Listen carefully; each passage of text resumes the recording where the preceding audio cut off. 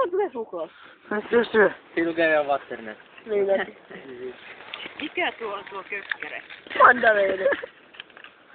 Suklaajuusto. Mandariini suklaajuusto. Onneksi ei ole Mirja näkenyt. Kuka se on? Mirja Ukkonen, kotitalousopettaja. No vähän me saatais 10 No tästä. harva. Syöt siellä oikeesti. Jori rikos. Hei roskiin sit, jos et syö sitä. Hei, Jätetä tänne toi tikku. Mä tarvin syömätikun. Auhe. Ei mieliä pilli. Onks kenellä pilliä? Piili, eikö joo imasit se?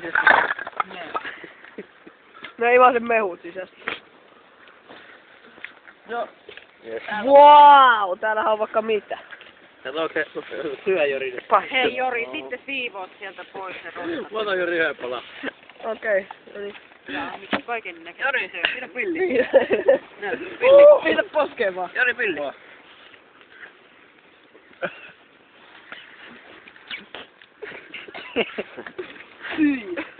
Hei, kuule minä en rupea tässä tuommoisen sikailijan kanssa ruokailemaan.